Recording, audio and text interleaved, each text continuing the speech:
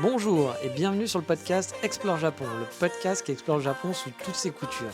Des conseils voyages, de la culture ou bien de la vie de tous les jours en passant par l'apprentissage du japonais, partons ensemble une fois par semaine pour ce magnifique pays qu'est le Japon. Bonjour à tous, et oui, cette semaine je sens que vous allez être hyper attentifs, bande de petits pervers, car oui, cette semaine je vais vous parler de comment on rencontre des japonaises et des japonais. Parfois aussi, ça peut être des garçons. Si j'utilise des apps par exemple, lesquelles, comment je rencontre de façon plus traditionnelle aussi des japonais, comment j'ai rencontré des japonais de façon plus traditionnelle, ou voilà, comment, pourquoi, avec qui, de quelle façon, bref, tout, vous saurez tout sur Megumi et Juichi. Mais avant, it's time for the summertime, yeah, summertime, oui non, c'était nul. Et cette semaine, donc, on va suivre un cours de japonais sur Instagram, on va manger une pizza sur un toit et on va parler un peu de jeux vidéo. Mais allez, on est parti, ce podcast sera mi-personnel, mi-pas personnel aussi, car je suis pas non plus le pro des dates, non plus, j'en ai pas fait 10 100, 145, 12 000, voilà, j'ai pas fait tout ça. Je ne suis pas non plus allé faire du pump it up en discothèque, ou en club, comme on dit maintenant, parce que moi je suis vieux, je dis discothèque. Je ne traîne pas non plus dans les bars à longueur de nuit, etc. etc. Mais bref, je vais vous expliquer moi comment j'ai fait et comment aussi mes amis ont fait pour rencontrer des Megumi, des Juichi, que ce soit d'un point de vue amoureux, mais aussi d'un point de vue tout simplement très amical, voilà, quand on est au Japon. Alors ça sera donc, comme je vous le dis, pour du date parfois, mais aussi voilà, juste pour se faire des amis, discuter, faire des copains, avoir des conversations et se sentir un petit peu moins seul. Oui, il n'y a pas que les fesses dans la vie, il y a l'amitié aussi et le pouvoir de l'amitié, quoi. Le pouvoir de l'amitié, bordel, les animés, parce que les animés, je ne sais même pas si ça existe, mais les animés japonais, ils vous ont pourtant expliqué depuis des décennies que le pouvoir de l'amitié, c'était plus fort que tout. Donc voilà, le pouvoir de l'amitié est plus fort que l'amour. Bref. On est parti, comme dirait Gilbert Montagnier, on va dater. Oui, c'est très très moche. Aimé Jacquet, lui, nous aurait dit qu'on aurait flunché, donc j'hésite encore, mais n'ayant pas vu de flunch au Japon, on va surtout dater. Voilà. Donc, partons à la conquête, de nouvelles conquêtes, justement, et de nouveaux amis dans cet épisode. Alors, à distance ou sur place, un classique de chez Classique, c'est la fameuse dating app, l'app de rencontre. Ça reste le plus simple, on va dire, et le plus utilisé, et le plus fort dans ce domaine, c'est qui ? C'est l'international Tinder, qui est bien présent au Japon, il ne faut pas croire, parce que c'est vrai que souvent les Japonais sont sur des apps spécifiques, mais Tinder est au Japon, et il y a du monde qui l'utilise. Vous allez trouver énormément de gens, plein de faux profils aussi. Voilà, Tinder, c'est quand même le spécialiste du faux profil, surtout au Japon. Plein de profils qui vont vous demander d'investir dans les bitcoins, parce que c'est hyper important. Voilà.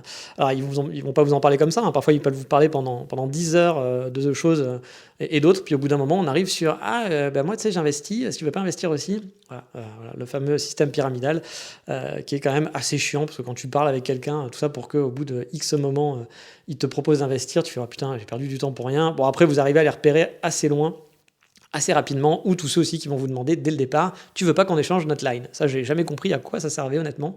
Autant les mecs qui te blablatent pour investir, je comprends. Autant ceux qui te proposent d'échanger leur line tout de suite, je sais pas à quoi ça leur sert. Parce que line, niveau réseaux sociaux, tu fais pas grand-chose, ils peuvent pas vraiment récupérer beaucoup d'infos sur toi. Donc je ne sais pas à quoi ça leur sert. Vraiment, je comprends pas trop. Ça serait pour Instagram, les gens qui veulent que tu les rajoutes sur Instagram, c'est pour augmenter leurs followers, etc. Mais sur Line, j'ai pas l'impression que ça a un vrai intérêt. Donc j'avoue, il doit y avoir quelque chose, mais ça me dépasse un peu. Donc voilà, ça c'est des classiques qu'on trouve sur Tinder. Mais bien sûr, voilà, il y a quand même du monde, si vous faites le tri, il y a quand même de quoi faire des rencontres sympas. Surtout que les Japonais ont parfois une idée très différente de nous, finalement, sur les dating apps. Alors bien sûr, vous allez trouver des gens qui cherchent leur moitié, qui veulent construire quelque chose, d'autres qui vont chercher des plans fesses, comme on dit, mais il y a aussi pas mal de gens qui cherchent juste des amis, voilà, tout simplement, des correspondants. Nous, ça peut être un peu bizarre parce que sur Tinder en France, je pense que vous aurez du mal à dire oui, je cherche un ami ou je cherche un correspondant pour discuter.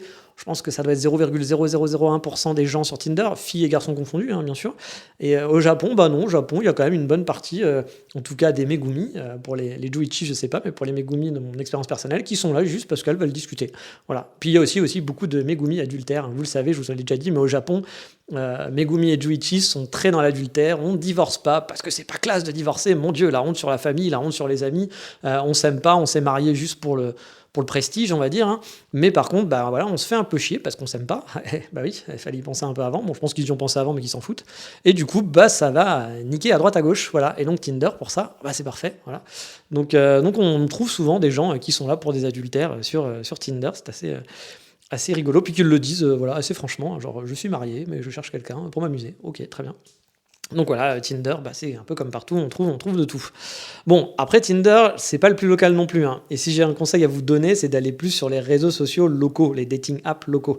Il y a Pairs, par exemple, qui est très connu, il y a Tapple, ou bien encore Omiai, qui sont les trois gros dating apps japonaises. Alors, ils sont tous un peu différents, ils coûtent quand même assez cher de mémoire. Enfin bon, Tinder en payant, c'est pas donné non plus, hein, vous me direz.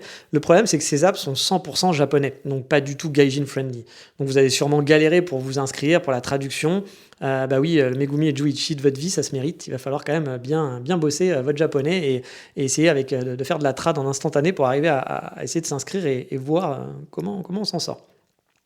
Mais elles sont souvent quand même pas mal faites. Alors moi, je n'avais pas testé spécialement les dating apps japonaises, mais j'ai un ami qui m'avait montré et qui était lui beaucoup dessus et qui avait un niveau de japonais un peu meilleur que le mien aussi, ça aide. Et bah, il aimait mieux. Voilà, il préférait au Tinder, etc. Parce que Tinder, c'était souvent des japonaises qui cherchaient des gaijins pour s'amuser. Et lui, il voulait vraiment se poser. Donc du coup, bah, c'est vrai que sur ces applis-là, déjà, il y avait beaucoup plus de japonaises. Et puis, bah, c'était un peu plus structuré. Il pouvait rencontrer des gens un peu plus sérieux, on va dire, que sur Tinder, où bah, les gens sérieux, il y en avait quand même un chouïa moins. Mais voilà, ces apps, elles étaient quand même assez cool parce qu'elles avaient souvent, elles étaient pas mal faites. Elles avaient contrairement à Tinder où c'est je swipe, voilà, c'est l'usine, hein, je vais à droite, je vais à gauche, puis c'est tout. Personne lit les descriptions, tout le monde s'en fout. Là, c'est plus le site de rencontre, on va dire traditionnel d'avant, avec, bah voilà, qu'est-ce que Megumi et Juichi aiment, ses centres d'intérêt. On peut chercher par centre d'intérêt, c'est-à-dire que vous aimez la pêche, bah vous allez cliquer sur la rubrique pêche et vous allez voir bah, toutes les Megumi et les Juichi qui kiffent la pêche aussi. Donc voilà, il y a un côté un petit peu plus recherche que le côté droite-gauche, allez, on va baiser. Voilà, pour être cru, hein, parce que Tinder, me dites pas que Tinder, vous cherchez l'amour sur Tinder, même les filles qui nous disent ah mais je cherche l'amour. Quand j'ai vu moi toutes mes potes sur Paris qui étaient sur Tinder et qui avaient des grands discours, ah mais je trouve que je tombe que sur des connards. Franchement, vu comment elles utilisaient Tinder, c'était normal que vous tombiez que sur des connards. Bah, en likant que des profils de connards et puis en enchaînant les dates, en faisant 4 dans la soirée, oui, bah forcément, je ne veux pas me dire que tu cherches l'amour comme ça. Enfin, sans discuter aussi, hein, parce que souvent les gens discutent pas, ils s'envoient 3 mots et puis ça va avoir un coup. Bon, bah, ouais, c'est sûr que trouver l'amour de sa vie comme ça, ça peut, mais c'est plus compliqué, on va dire. Voilà. Donc là, avec les sites, on va dire plus traditionnels, vous allez pouvoir tomber plus sur des points communs. Il y a un peu plus de discussion aussi. J'avais l'impression, mon pote, ce qui me disait que voilà, ça discutait un petit peu plus, voilà, que c'était un peu plus. Même si les Japonais, justement, sur les dating apps, ont tendance à un peu plus discuter, je trouve, enfin même beaucoup discuter que nous en Europe, où bah voilà, c'est ça, il faut pas plus de 3 mots, mon Dieu, parce que sinon votre cerveau va exploser. Et en plus, il faut vite aller boire un coup, quoi, parce que si on se rencontre pas en vrai tout de suite, mon Dieu, non, j'ai pas que ça à faire. Puis écrire des textes, c'est compliqué, on le sait. Donc voilà. Mais au Japon, en tout cas, c'est un peu plus à l'ancienne, on va dire. Moi, j'ai connu les sites de rencontres à l'ancienne où bah tu prenais ton temps, c'était moins l'usine, et bah voilà, tu discutais un peu avant de rencontrer quelqu'un. Les gens avaient peut-être un peu plus peur aussi de rencontrer en direct parce que bah, c'était Internet, ça faisait peur. Donc du coup, ils prenaient plus leur temps pour discuter. Puis du coup, bah, tu pouvais un peu plus facilement savoir si la personne allait te plaire ou pas que bah, au bout de 3 mots et aller faire boire un coup, bah forcément, c'est déjà plus compliqué. Puis c'est surtout très physique. Hein, me dites pas le contraire. C'est pas parce que j'ai trouvé qu'il était vachement intéressant. Non, c'est juste parce qu'il avait des pecs ou qu'elle avait des gros boobs. Voilà, hein, soyons sérieux. C'est pas avec 3 mots qu'on peut se dire ah cette personne-là est très intéressante. Ouais, on va pas se mentir hein, quand même les amis. Hein. Arrêtons de raconter n'importe quoi. Mais bon, donc ces applis elles sont bien faites comme je vous le disais, et il y a même donc des centres d'intérêt et des centres d'intérêt aussi parfois gaijin, c'est-à-dire qu'il va y avoir genre gaijin friendly, genre je cherche un étranger, ou alors j'aimerais pratiquer mon anglais. Bon, ça veut dire ce que ça veut dire aussi, parce que si tu pratiques ou pas, je pratique mon anglais, mais je parle anglais. Donc voilà, si vous cherchez quelqu'un qui parle anglais, ce sera plus simple parce qu'effectivement la problématique de ces apps, c'est que bah voilà, vous êtes limité par le nombre de profils parlant anglais. Hein. On va pas se mentir, la plupart parlent que japonais. Cependant, voilà, le grand avantage, c'est que vous serez rare sur ce site de rencontre. Et oui, mine de rien, c'est un intérêt, parce que vous serez local déjà. Ça veut dire que si vous vous inscrivez sur Pair ou autre, il faut déjà souvent avoir un profil japonais sur Apple, par exemple. Je pense que sur Android, vous n'avez pas besoin, mais vous pouvez vous faire un autre profil, alors que sur Apple, c'est plus compliqué, par exemple. Mais là, vous serez obligé d'avoir un profil japonais sur votre Apple Store, etc. Que votre profil soit japonais. Et puis, si vous allez sur ces apps, vous vous doutez bien que c'est pas les touristes qui vont aller se faire chier à installer cette app, sauf les gros pervers qui veulent absolument faire de la Megumi ou du Juichi, qui sont prêts à tout pour ça. Bon, ça existe, il y en a. Mais voilà, a priori, vous serez plutôt rare et plutôt local. Alors que sur Tinder, vous allez avoir tous les touristes qui sont là, ou même les gens en mode voyage. Vous savez, c'est le mode qui permet de dire qu'on est dans tel ou tel pays sans forcément y être. Là, vous avez de la concurrence sur Tinder, forcément, alors que là, les gaijins sur ces applis plus locales, ça court pas les rues. Vous êtes du 100% local, donc pour les Japonais qui s'intéressent aux étrangers, vous serez sur une bonne place. Voilà. Mais attention, encore une fois, la barrière de la langue va être compliquée si vous parlez pas japonais. Alors les dating apps, il n'y a pas de révolution, c'est comme partout, ça reste un bon moyen pour faire des dates. Côté mec, je sais pas, mais côté fille en tout cas, donc côté Megumi fille japonaise, je trouve que comme je vous l'ai dit, c'est moins l'usine qu'en France. Comme je dis, en France, c'est 3 mots max. Et si tu proposes d'aller payer ton coup en moins de 2 phrases, enfin en plus de 2, si tu te prends plus de 2 phrases avant de proposer d'aller payer ton coup à boire et de sortir, on va te zapper parce que, oh mon Dieu, il écrit trop de trucs, c'est compliqué. Voilà. Au Japon, on va prendre un peu plus de temps de parler. Franchement, je vois vraiment la différence et de faire connaissance. C'est un peu, comme je vous disais, à l'ancienne. Du coup, ça fait un peu moins usine, je trouve. Ça reste personnel comme avis. Comme je vous l'ai dit, moi, je le vois, côté mec et côté meuf.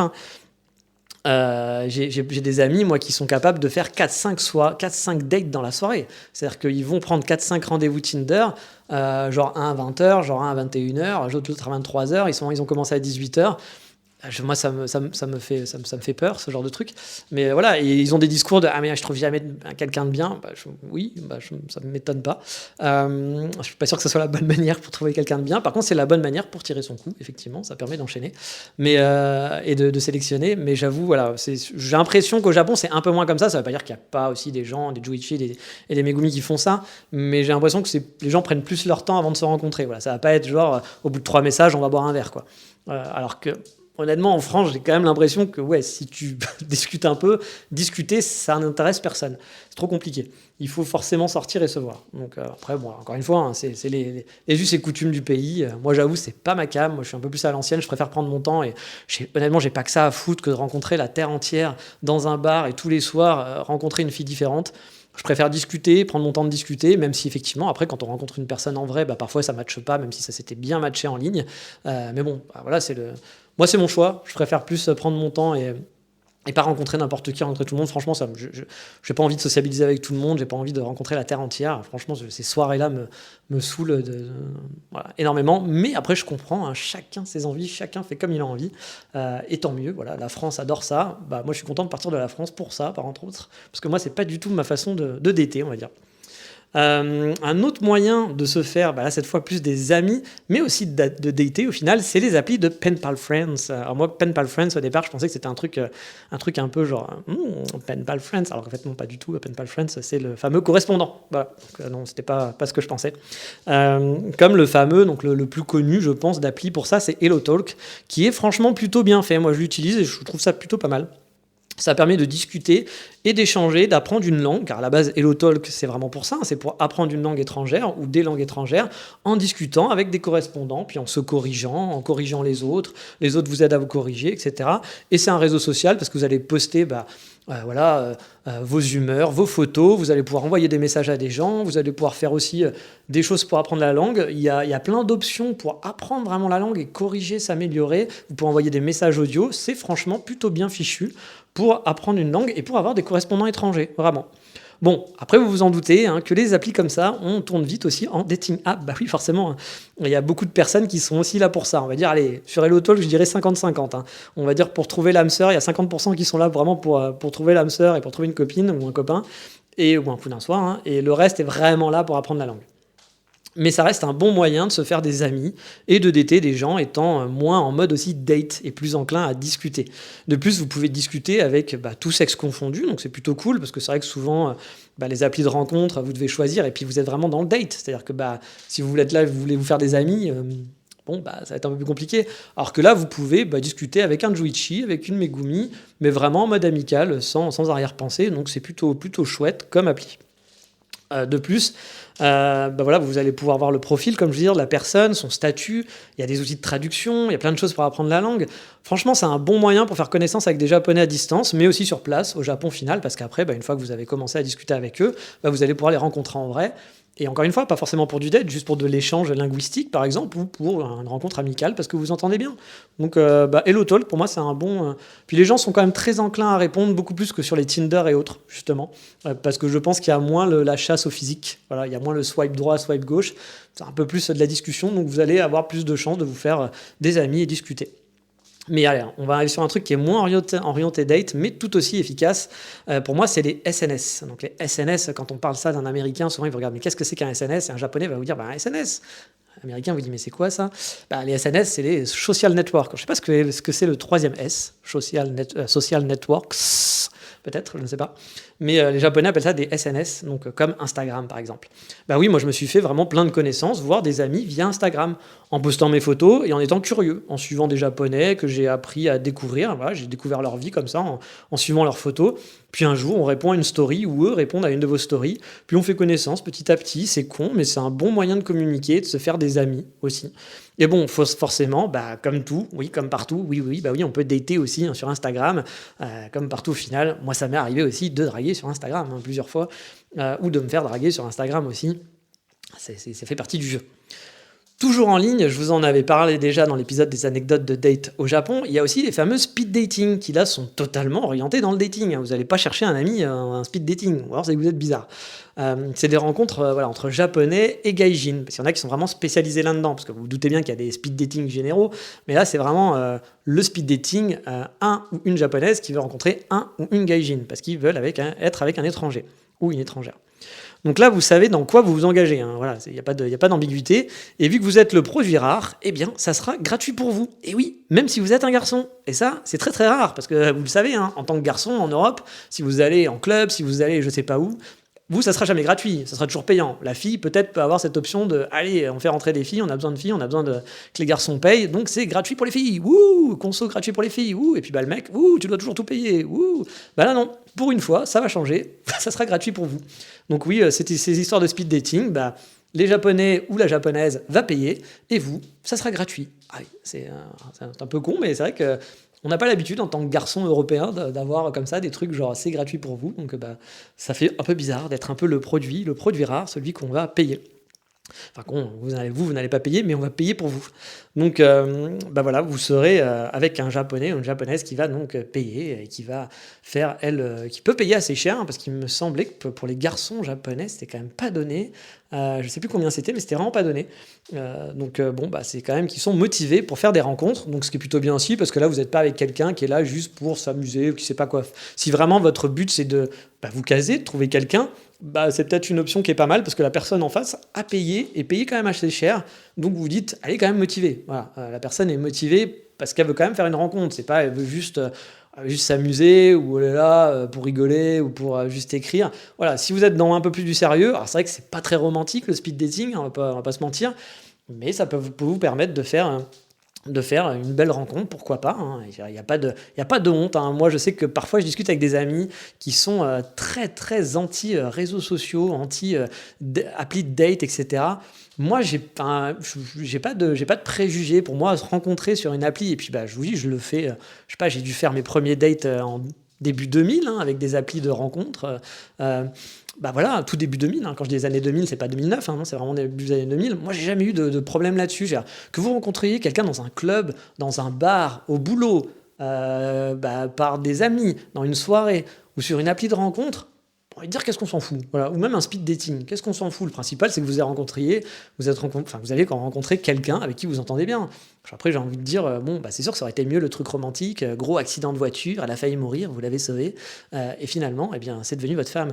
Oui, bon, après, je suis pas sûr que ce soit vraiment super romantique, la rencontre on a frôlé la mort, mais voilà, je veux dire, pour moi, il n'y a pas de honte, il n'y a pas de truc. Faites, suivant ce que vous avez envie, faites-le, et puis la vie des autres, vous vous en foutez. Le principal, c'est que vous alliez vers où vous avez envie d'aller. Ça veut rien dire ma phrase, je sais, je l'ai bien compris. Mais donc, voilà, il y a donc ces fameux dating. Alors moi, je l'ai pas fait. J'ai failli le faire. Je devais le faire avec un ami qui l'avait fait, qui avait trouvé ça plutôt rigolo, plutôt sympa. Mais moi, j'y suis. Donc, je devais y aller avec lui, mais finalement, on l'a pas fait parce que c'était vers la fin du Covid. Enfin, quand le Covid est arrivé, avant que je parte. Donc bon, voilà, c'était plus vraiment d'actualité de faire ça. Mais je le ferai peut-être. Voilà. Puis comme ça, vous aurez mon avis là-dessus parce que j'étais curieux, voilà, de faire ce truc-là pour voir comment ça se passe. En plus, bon, c'est gratuit. Voilà, vous devez discuter avec des gens. C'est dans un bel hôtel avec une super vue. Il y a des petits snacks, des petits trucs à boire. Bon, c'est pas non plus horrible à faire, hein, voilà, il faut juste se sortir un peu les doigts du cul. Je pense que c'est le genre de truc où il vaut mieux y aller tout seul, parce que si vous y êtes à deux, vous allez avoir tendance à discuter avec votre pote, à rester ensemble, alors que le but, ça va être d'aller discuter avec les prétendantes. Voilà, ça fait un petit peu le bachelor, mais voilà, avec un peu de voir si vous n'avez pas trouvé l'amour. Mais ça a une expérience qui peut être assez rigolo, donc c'est pas facile de se dire tiens je vais faire ça, parce que d'y aller tout seul à ce truc-là, c'est toujours un peu, enfin moi je trouve ça un peu awkward pour moi, même si je trouve ça normal de faire ça, je trouve pas ça dérangeant, mais c'est vrai que faut se donner un petit coup de pied au cul, enfin en tout cas il faudra que je me donne un petit coup de pied au cul, mais j'ai envie de le tenter, voilà, pour voir si c'est rigolo, puis on sait jamais, hein, si j'ai une bonne surprise, pourquoi pas, et puis s'il y en a pas, ce sera une expérience marrante à avoir tenté, puis je vous en parlerai bien sûr dans le podcast. Après, il y a aussi donc, tous les sites de meet-up, ou les fameux groupes Facebook. Vous en trouverez facilement en faisant quelques recherches, qui permet souvent de s'introduire dans un petit groupe d'échange linguistique. Car c'est souvent comme ça qu'on se mélange finalement. Vous voulez vous faire des amis, les Japonais veulent parler anglais, ou français parfois, c'est plus rare, mais pourquoi pas. Et hop, on s'inscrit à un groupe et on va à une rencontre. Faut pas faire son timide, et de toute façon, les Japonais seront sûrement encore plus gênés que vous, donc il n'y a vraiment pas de quoi être intimidé. Il y a plein de soirées aussi pour les gaijins qui sont organisées. Il y en a une fameuse à Tokyo qui est organisée par un Français qui fait rencontrer les francophones et les Japonais dans un bar, voilà, régulièrement sur Tokyo. Ces soirées peuvent vous apporter des choses, peuvent vous faire rencontrer des gens, peut-être vous faire rencontrer l'amour de votre vie, ou peut-être aussi juste des amis, ou peut-être même des amis autres gaijins. Donc ces soirées peuvent être aussi une bonne façon d'y aller. Moi, j'avoue, je suis pas trop tenté par ces soirées-là. Je sais pas pourquoi, mais ça me tente pas plus que ça. Mais ça peut être une bonne façon pour essayer de rencontrer des gens. Et je connais des gens qui ont rencontré leur moitié dans ce genre de soirée. Donc comme quoi, ça marche. Et puis bon, vous savez, hein, les rencontres arrangées, dans ce cas, il y en a plein, mais vous pouvez aussi aller chercher dans le plus naturel. Déjà, être un habitué. Bah oui, moi par exemple, je suis un habitué des coffee shops. Je traîne toute la journée dans les cafés, et vu que je suis un gars d'habitude, oui, je viens de le dire 2 fois, je vais souvent dans les mêmes cafés. C'est-à-dire que je vais en tester plein, mais ceux où je vais aller régulièrement ou tous les jours, où je vais aller avec mon laptop. Le week-end, je vais en tester des nouveaux en balade, mais la semaine, je vais retourner toujours dans les mêmes, dans les 2, 3 mêmes. Du coup, on me connaît. Voilà, je suis un mec, habitué, un habitué comme on dit. Hein. Donc forcément, vous allez sympathiser avec l'équipe, voire même avec les autres habitués du café qui sont là, aux mêmes horaires que vous. Ça prendra un peu de temps forcément, mais ça viendra doucement. Les conversations se mettront en place, mais bon, là aussi, la barrière de la langue n'aidera pas. Voilà, forcément. Hein. Pour avoir des relations profondes, etc. Mais si vous avez des gens qui parlent anglais, pourquoi pas, ça peut être cool si vous aussi vous parlez anglais, ou peut-être vous avez encore plus de chance, un des baristas ou un des habitués parlera français. Moi, par exemple, le patron de Waldenwood parlait français. Il n'était pas là tout le temps, c'était pas un mec non plus qui était là pour être copain-copain, hein, c'était un businessman, etc. Mais voilà, du coup, on a discuté un petit peu, c'était sympa et c'était chouette. Et je vais reprendre encore l'exemple de Walden Woods, parce que c'était quand j'étais étudiant et j'allais tous les matins au café là-bas, j'étais ami avec toute l'équipe. Alors plus ou moins, il y avait des gens avec qui j'étais plus ou moins proche, mais tout le monde était très sympa avec moi, et puis on discutait un petit peu. Il y a une des baristas même qui m'a invité un soir à une soirée. On est allé se faire un déj le midi aussi avec elle. Elle parlait pourtant pas du tout anglais, mais on échangeait régulièrement tous les matins avec l'équipe, c'était sympa, même si c'était limité. Je vais pas vous dire que c'était des super amis, mais c'était des gens avec qui j'étais proche, et puis qui faisaient partie un petit peu de ma vie. Puis quand je suis parti, j'étais un peu triste de partir. Puis eux aussi, je pense qu'ils étaient un petit peu tristes que je m'en aille, parce qu'ils avaient l'habitude de me voir, même si on n'avait pas des grandes conversations, qu'ils connaissaient pas ma vie, qu'on n'avait pas des grands débats. N'oubliez pas, c'est des Japonais. Hein. Voilà, on était quand même un petit peu proches, voilà, tout simplement. Et dans un autre café aussi, par exemple, on avait été invité, je vous en avais déjà parlé, à aller au resto avec toute l'équipe. Parce qu'on avait sympathisé, pareil, on y allait tous les matins avec mes autres collègues de bureau, n'importe quoi, mes collègues d'école. Et du coup, ils nous avaient invités, mais là encore, la barrière de la langue a fait que niveau amitié, c'était un peu plus compliqué. Pareil, on peut pas aller trop loin dans les conversations. Mais ça nous a fait des proches, ça m'a fait connaître des Japonais. Et ça, juste en étant un simple habitué, en allant toujours au même endroit, forcément, ça rapproche. Mais bref, donc être un habitué des lieux, ça vous ouvrira des portes pour faire des rencontres sûrement amicales, mais qui sait, peut-être plus. Et puis un lieu propice aux rencontres, c'est forcément les bars. Oui, avec un peu d'alcool dans le sang, on devient beaucoup moins timide. On parle aussi beaucoup mieux une langue étrangère, c'est avéré. C'est-à-dire que vous parlez très mal, si vous buvez un peu, vous allez et étrangement, parler beaucoup plus facilement avec les gens, alors que pourtant vous êtes incapable d'aligner 2 mots. Mais c'est comme ça, c'est bizarre, mais c'est comme ça.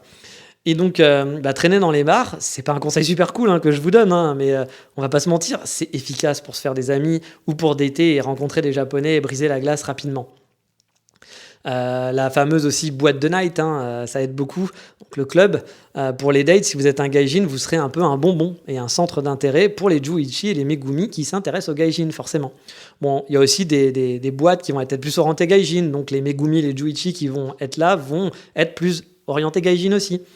Bon, là, vous serez peut-être plus dans le coup d'un soir aussi, hein, mais bon, si tout le monde est consentant, j'ai envie de dire, il n'y a pas de mal, hein. Alors, attention aussi, l'ambiance des boîtes au Japon est vraiment différente de celle de la France, même au niveau de la drague. Mais bon, ça, je vais pas m'épancher sur le sujet, car les clubs, ça fait un bail que j'ai pas mis les pieds dedans, et j'ai jamais fait au Japon, je suis jamais allé dans un club au Japon, mais de ce que j'avais cru comprendre, c'est beaucoup moins lourdos que les clubs en Europe. C'est-à-dire que les gens sont vraiment là pour danser, sont pas forcément là pour draguer. Il y a aussi de la drague, mais c'est quand même un peu plus coolos. Après, ça dépend des clubs aussi. Les Megumi sont beaucoup plus tranquilles, par exemple, dans un club, peuvent aller en amis pour danser et vraiment y aller juste pour danser et pas pour se dire hey, on va pécho, etc. Et puis les mecs, c'est pareil. De ce que j'ai compris, après, c'est un avis qui est hyper lointain parce que j'ai pas testé. Donc c'est ce qu'on m'a raconté, mais moi n'ayant pas vraiment essayé, vous basez pas non plus sur tout ce que je dis.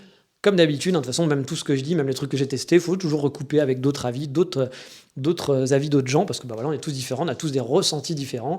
Puis peut-être que si j'étais allé dans une boîte, j'aurais vu un comportement dans une boîte, mais qui n'était pas forcément en me disant ah bah tiens, dans les boîtes japonaises ça se passe comme ça, alors qu'en fait non, voilà, dans toutes les autres boîtes c'était un truc spécifique et dans toutes les autres boîtes ça se passe pas comme ça.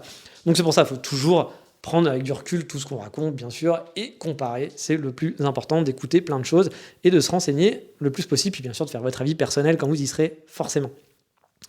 Et vous pouvez aussi vous inscrire à des activités. Bah oui, tout simplement, c'est con, hein, mais pas forcément des échanges linguistiques, mais juste apprendre, par exemple, d'aller jouer un instrument japonais, ou un instrument même tout con, hein, un cours de guitare, j'en sais rien, d'aller à une cérémonie du thé, être dans un club de photos, faire des photos avec d'autres photographes. Alors il vous faudra peut-être quelques petites bases de japonais, mais parfois même on arrive à s'en sortir sans parler, parce que voilà, avec les gestes, avec les machins, forcément vous serez un peu moins à l'aise, etc. Mais il y a moyen, je pense, de se faire des amis, puis peut-être que vous tomberez sur des gens qui parlent anglais, donc du coup avec qui vous pourrez discuter un petit peu, même si vous le savez encore une fois, hein, l'anglais au Japon c'est pas toujours très simple. Mais voilà, il y a toujours moyen de trouver des clubs d'activité pour se faire des amis et des connaissances qui partagent au final une passion commune. Ça fonctionne très très bien et c'est toujours efficace pour se sociabiliser. Moi par exemple, je la connais pas hyper bien, mais je connaissais une Française qui était au Japon qui faisait... Ah, j'ai oublié le nom, c'est pas taco, vous savez, c'est les gros tambours japonais. Et elle s'est initiée à ça, puis elle s'est fait des amis comme ça. Voilà, elle s'est fait des amis dans le club, et puis elle allait une fois par semaine, je sais pas combien de fois, apprendre la musique comme ça, et puis elle s'est fait des amis japonais par ce moyen-là. C'est un truc con, mais c'est un bon moyen, vous partagez une passion commune, et même si la langue, par exemple, peut être une petite barrière, je pense que vous vous rapprochez, forcément, vous vous voyez chaque semaine, vous vous trouvez sympa, puis voilà, c'est cool. Et puis un autre conseil surtout, c'est d'être ouvert, voilà tout simplement, car vous êtes un gaijin. Et oui, vous êtes un gaijin, ça vous donne déjà un gros avantage pour faire des rencontres, car vous êtes un point d'intérêt pour certains Japonais. Oui, il y a des Japonais qui sont curieux, et moi par exemple, je me suis fait alpaguer plusieurs fois dans la rue ou dans les cafés, par des Japonais qui étaient juste curieux et qui voulaient discuter avec moi. Je vous en ai déjà parlé plusieurs fois, mais par exemple... j'avais été quand je me baladais parfois dans certains endroits, il y a des gens qui venaient me parler en anglais ou même en japonais parfois, et puis souvent des petits vieux ou des petits vieux, enfin des gens plus âgés. On va dire que les jeunes sont beaucoup plus, moi j'ai remarqué, les jeunes sont beaucoup plus concons, voilà, on va pas se mentir, et beaucoup plus timides, alors que les personnes, on va dire de 50 ans, de 40 ans, et c'est une réflexion qu'on se faisait même avec mon binôme, c'est par exemple les femmes de 40 ans, à partir de 40 ans, vous alpaguez, venez vous parler, sans aucune crainte, sans rien, parce que je pense que le côté timide, le côté voilà, le côté un peu concon qu'ont les japonaises, hein, il faut pas se cacher. Alors les japonais c'est pareil, les japonais je pense que c'est pire, ils ont pas un côté concon, mais on dirait des mollusques parfois, les jeunes japonais vraiment, on dirait vraiment des mollusques qui ont pas grand chose dans le pantalon pour être méchant, mais honnêtement c'est un peu comme ça moi que je les vois de temps en temps. Et les japonaises elles jouent vraiment au concon, alors qu'elles sont pas du tout concon, mais elles jouent au concon à 2000%. Et voilà, elles vont avoir plus de mal. Voilà, ça va être ça, je sais pas lui parler. Alors qu'une femme de 40 ans, ou même les hommes de 40 ans venaient plus facilement discuter avec nous. Voilà. Et c'était pas parce que moi je suis vieux. Vous pouvez vous dire, ah bah oui, mais lui, il avait 38 ans, donc forcément les jeunes vont pas lui parler, les vieux. Non, c'était même pas ça, parce que moi j'avais des amis jeunes aussi, et gaijin. Et c'était pareil, c'était les vieux qui venaient leur parler, et pas les jeunes. Les jeunes ne venaient pas spécialement discuter avec eux comme ça, pour rien. Alors que les gens dans la rue peuvent vous alpaguer, peuvent vous demander d'où vous venez, qu'est-ce que vous faites au Japon, ah vous êtes d'ici, ah vous faites ça, ah vous habitez là, ah c'est bien, ah moi je suis déjà allé en France, j'adore la France. Ouais, des conversations comme ça. Moi une fois je m'étais fait alpaguer dans un café par deux commerciaux, voilà, dont un qui adorait la France. Je savais pas que j'étais français, hein, mais quand on a commencé à discuter, du coup ça a été la discussion pour la France, la France, la France. Et c'était très sympa. Je me suis fait alpaguer par des filles aussi dans des cafés qui m'ont dit qu'elles adoraient mon look, et puis on a discuté un petit peu. Vous êtes une curiosité, donc vous allez vous faire alpaguer. Vous avez un avantage au Japon, c'est que vous êtes rare, vous n'êtes pas quelque chose de normal. Donc si vous n'êtes pas trop timide, eh bien, alors je vous dis pas de genre y aller à fond, hein, mais même sans rien faire, les gens vont venir vers vous, et si vous répondez et que vous arrivez à tenir un peu la conversation, ça peut être sympa, vous allez pouvoir vous faire des connaissances. On m'a alpagué dans le métro aussi, hein, dans le train. Dans le train, une fois, je parlais avec mon binôme, et il y a quelqu'un en sortant du train qui est venu nous voir, il a dit « Vous êtes français ?» et qui a parlé en français, parce qu'elle parlait français, elle avait vécu en France. Donc du coup, elle était hyper contente de rencontrer des Français, puis elle a discuté avec nous pendant 10 minutes, un quart d'heure. Hein. On a échangé les lines, etc. Elle était hyper contente. Voilà, mais ça, c'est des choses qui vont arriver et que vous allez vous faire des connaissances sans avoir rien fait de spécial. Encore une fois, si vous n'êtes pas trop timide, il y a franchement moyen de lier des amitiés comme ça, simplement, et de faire des rencontres. Vous êtes rare, il faut le mettre en tête, il faut vous mettre ça en tête au Japon. Donc avec votre rareté, ça va vous apporter des opportunités de rencontre. Après, ne me faites pas dire ce que j'ai pas dit. Hein. Je suis pas en train de vous dire que parce que vous êtes un gaijin, tous les Japonais vont vous kiffer. Honnêtement, les 3/4, on n'en a rien à faire de vous. Hein. Mais pour ceux qui portent un intérêt pour les étrangers, vous êtes une ressource rare, donc ça jouera en votre faveur.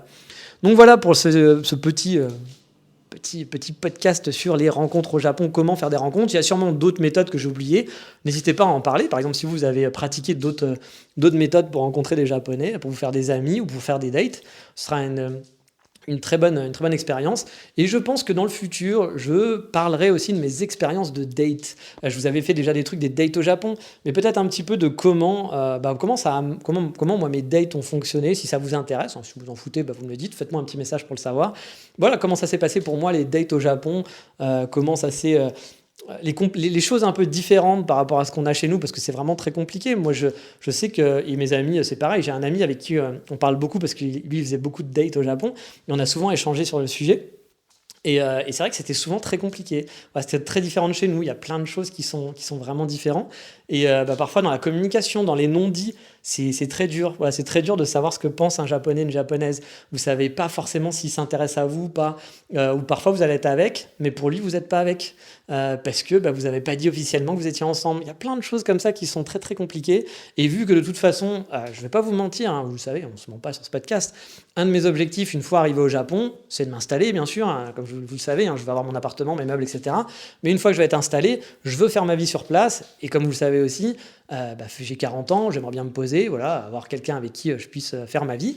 Donc je vais un peu plus m'orienter sur les dates, chose que j'avais pas fait quand j'étais venu à l'école, parce que j'étais là en mode exploration et puis j'avais pas envie de me prendre la tête, parce que forcément moi ça me saoule un peu de faire les dates, etc. Répondre aux messages sur Tinder, sur les autres applications. Déjà il y avait l'école et puis en plus moi les week-ends je voulais me balader, je voulais pas me dire attends je vais voir mes goumis à tel endroit, puis parfois c'est chiant, j'en ai fait quelques-uns. Parfois ça s'est bien passé, parfois c'était un peu lourd, tu as l'impression de perdre ta journée, ton après-midi en tout cas. Donc du coup j'en avais pas trop fait, et là vu que je veux m'installer, forcément ça va devenir quelque chose d'un peu plus important, que je vais un peu plus focus. Sûrement pas au début, je vais sûrement laisser passer l'été, surtout que l'été il fait super chaud, donc je vais pas avoir forcément envie d'été. Mais voilà, sûrement que d'ici la fin de l'année, je vais passer mes week-ends, alors pas tous mes week-ends, mais je pense que je vais effectivement essayer de faire un peu plus de rencontres, que ça soit via des apps de date, je pense que j'irai sur les apps locales, ou alors aussi un peu plus traîner dans les bars, un peu plus sortir, un peu plus rencontrer, essayer de rencontrer un peu plus de Japonais, pour créer un petit tissu social, et surtout trouver ma Megumi, parce que j'aimerais bien trouver ma Megumi. Donc je pourrais aussi vous raconter un petit peu mes aventures là-dessus. Je suis pas très cachotier, hein, j'ai pas grand chose à cacher. Donc si ça vous intéresse, sur place, je pourrais vous expliquer un petit peu comment ça se passe pour moi, les rencontres au Japon. Mais allez, on a fini avec ce petit volet-là de cet épisode, et comme d'habitude, on va passer à l'insta de la semaine, qui va être un petit peu spécial cette semaine, parce que on va aussi apprendre du japonais. Oui.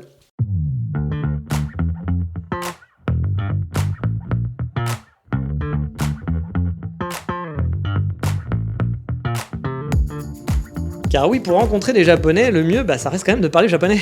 Et oui, moi je vais galérer, hein, surtout à Kyoto où personne ne parle anglais ou pas grand monde. Autant Tokyo c'est plus simple, autant Kyoto, je sais que pour moi, ça va quand même bien limiter les Megumi à rencontrer. Et donc aujourd'hui, le compte Insta de la semaine, ça sera pour mon ancienne prof, enfin une de mes anciennes profs qui travaillait dans l'école où j'allais à Kyoto, le Nihongo Center. En plus, c'était quand en fait ma première année au Nihongo Center, c'était aussi sa première année à elle au Nihongo Center en tant que prof, elle revenait de l'étranger.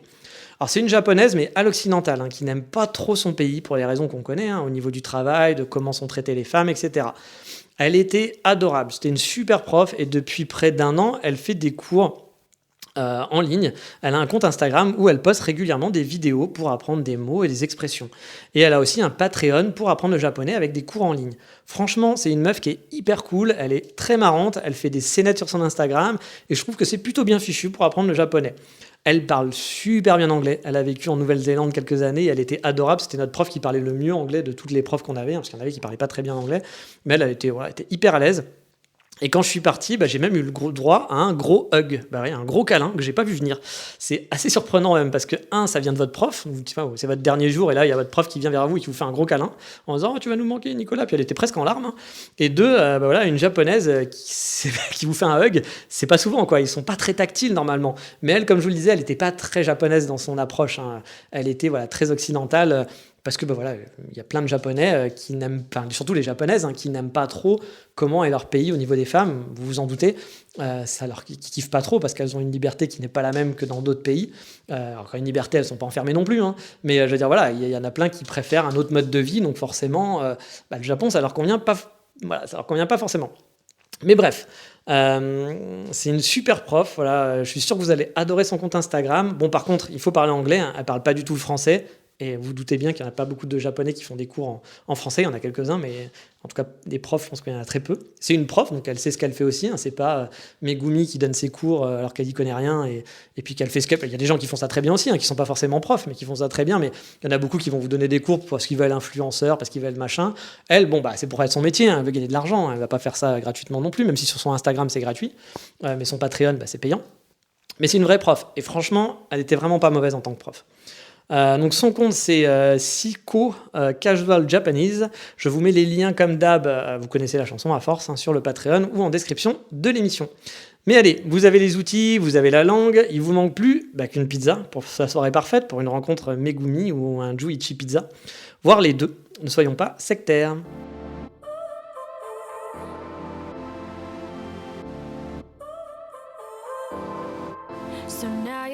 Et donc cette semaine, je vous amène dans une pizzeria sur Osaka. Si je faisais du slam, ça aurait fait un bon début de chanson, je pense. Mais bon, heureusement pour vous, je suis pas grand et je suis pas malade non plus. Alors, on va dire la vérité vraie, tout de suite, on va mettre les bases dès le départ. C'est pas du tout la meilleure pizza que j'ai mangée de ma vie, clairement. C'est correct, mais sans plus, vraiment sans plus. Alors pourquoi tu nous envoies dans un lieu de merde, NJ ? Dis-nous tout. C'est une très bonne question. Et je vois que vous doutez toujours de moi, même après 166 épisodes. Je trouve ça quand même super moche, même si la question est bonne, je trouve ça quand même très moche. Mais bon, c'est sûr que pour l'instant, je ne l'ai pas super bien vendu cette pizzeria. En gros, il s'agit donc d'une pizzeria qui s'appelle Biotop. C'est bio, c'est top, donc c'est Biotop. Voilà pourquoi j'ai pas bossé dans la publicité au passage. Le point fort de cette pizzeria, outre qu'elle se situe dans un quartier très animé et très shoppingé de la ville, c'est qu'elle est au dernier étage d'un building. La vue est pas imprenable, parce que c'est un petit building, mais par contre c'est une terrasse vraiment chouette, assez romantique, de la verdure, etc. Si elle n'est pas prise d'assaut, ça peut être assez sympa pour un date par exemple.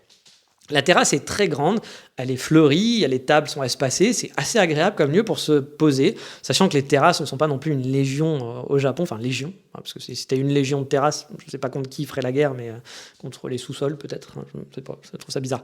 Mais bon, voilà, vous avez compris, c'est qu'il n'y a pas beaucoup de terrasses au Japon, des rooftops, même s'il y a quand même quelques rooftops sympathiques, quand même, que ce soit à Kyoto, Osaka ou à Tokyo. Et dans les autres villes, bien sûr. Bon, j'ai pas vraiment pu tester le côté date romantique, parce que j'y suis allé avec mon binôme. Alors, je me souviens que le service avait été assez long, par contre, alors qu'il n'y avait pas grand monde. Mais bon, on était peut-être venus sur un mauvais jour, je sais pas, mais du coup, c'est vrai que on avait trouvé ça un peu pas top de ce côté-là. Puis on était allé sur la terrasse, alors qu'il faisait pas super chaud. Alors là aussi, on n'est pas les plus malins du monde, il faut l'avouer. J'y suis donc allé qu'une fois seulement, car déjà, j'habite pas sur Osaka, et de deux, comme je vous l'ai dit, niveau pizza, c'était pas non plus extraordinaire. À comparaison, je préfère de loin les pizzas de Sarasa 3, je vous en ai déjà parlé, qui sont bon marché et très bonnes, et sur Kyoto, donc pour moi c'est plus simple. Bon, le lieu par contre, c'est pas du tout la même ambiance, mais je me régale largement plus là-bas. L'avantage du Biotop aussi, c'est que c'est un genre de concept store. Concept store. Vous allez avoir en fait toute une partie sur des végétaux, donc vous allez pouvoir acheter des végétaux, etc. C'est très joli, hein, tout le building est très joli. Vous allez avoir un genre de coffee shop aussi, un stand coffee qui va être sur place, et vous allez aussi avoir un magasin de vêtements, des magasins de meubles. Enfin voilà, c'est tout un immeuble concept store, Biotop. C'est bio, c'est top, et c'est concept top, je sais pas. Et donc en haut, il y a la fameuse terrasse pour aller manger. Je crois que même la pizzeria peut se trouver en t'appelant Biotop Pizzeria, mais je pense qu'en fait elle a un nom spécial, elle s'appelle pas vraiment Biotop, mais ça fait partie du building, donc voilà, vous avez compris. En tout cas, si vous voulez une pizza, pas la meilleure encore une fois, mais que vous voulez un petit côté terrasse rooftop, eh ben Biotop, c'est fait pour vous et c'est top.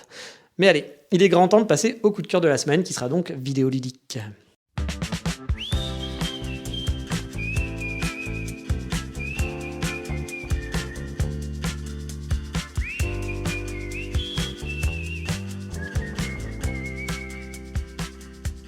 Car oui, le coup de cœur de la semaine sera pour des jeux vidéo. Car oui, mon pote qui m'héberge s'est acheté il y a peu une PS5. Il a réussi à avoir une PS5 parce qu'il me semble que c'est toujours compliqué d'en avoir. On va donc pouvoir tâter du jeu en coop next-gen ensemble, pendant en tout cas quelques semaines. Bon, même si au final ça va être très très limité, vu que moi je travaille le soir, donc on peut pas se faire des soirées jeux vidéo pendant la semaine, et qu'un week-end sur deux, sa fille est à la maison, donc pareil, ça va limiter le nombre de week-ends gaming qu'on va pouvoir faire, sachant que je vais rester normalement 1 mois et demi, donc ça va aller quand même assez vite. Mais bon, à la base, il voulait m'offrir la PS5 pour mon anniversaire l'année dernière, mais bon, enfin l'année dernière, c'était en 2020, donc c'était pas l'année dernière, c'était il y a 2 ans. Mais bon, il est un peu jeune dans sa tête, hein, il pensait en trouver sans précommander. C'est beau à 12 ans d'avoir des rêves, mais là, ça marche pas comme ça. Donc, on n'avait pas pu vraiment y jouer, puisqu'on n'avait pas de PS5, hein, parce que forcément, il n'y en avait pas. Et outre le fait de pouvoir tâter de la PS5, ça va me permettre de tester aussi la console, car ça faisait partie de mes achats que j'ai en vue au Japon pour mon nouvel appartement. Après, j'ai eu vent qu'il y avait une PS5 Pro qui était en route, mais en fait, en cherchant un petit peu, j'ai vu que c'était pas avant 2020, fin 2023, 2024. Je suis pas sûr que je vais attendre 1 an et demi pour acheter une PS5. Hein. Je pense que je vais l'acheter bien avant. Donc voilà, ça va sûrement faire partie de mes achats dans mon futur appartement et je vous partagerai, ce sera sûrement mon coup de cœur du moment, à un moment donné, quand j'aurai ma PS5 à la maison au Japon.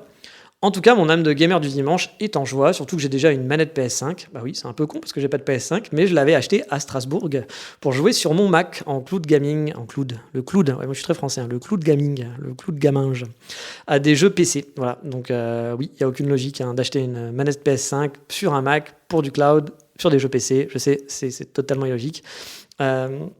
Mais voilà, du coup j'avais acheté cette manette et je me souviens que j'avais pas voulu faire de la peine aux vendeurs qui me voyaient acheter une manette PS5, parce qu'en plus c'était un peu un moment où voilà, il n'y en avait pas des PlayStation 5, et qui pensaient que j'étais un des fameux chanceux qui en avait une à la maison. Donc il était super excité, il m'avait dit « Ah mais à quoi tu vas jouer, c'est génial, tu vas bien te faire plaisir ce week-end » parce que c'était un vendredi. Du coup, j'avais un peu du mal à lui dire que en fait, je l'achète juste pour jouer sur mon Mac.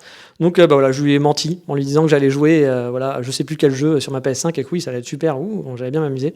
Alors qu'en fait, pas du tout, c'était pour jouer sur mon Mac à Assassin's Creed. Voilà. Donc c'est moche, je sais. Il faut pas mentir aux vendeurs de la Fnac, mais je pense que j'aurais brisé ses rêves et ça m'aurait fait de la peine. Mais voilà, pour mon petit bonheur vidéoludique de la semaine, c'est terminé. Je vous dis donc à la semaine prochaine pour un nouvel épisode. Et sur ce, qu'est-ce qu'on se dit ? On se dit portez-vous bien et à bientôt. Ciao, bye bye, matane.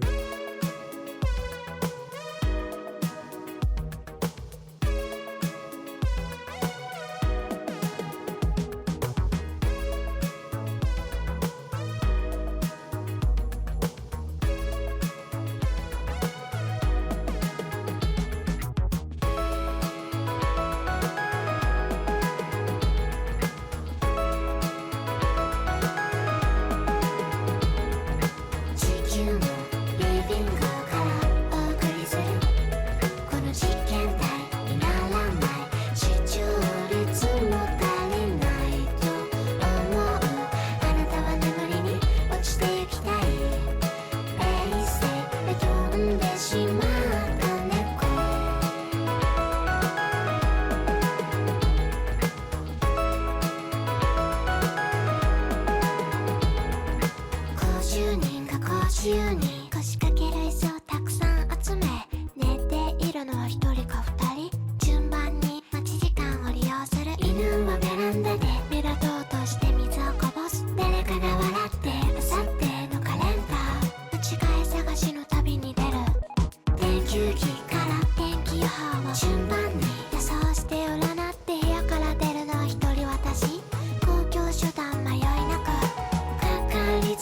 者にお願いすること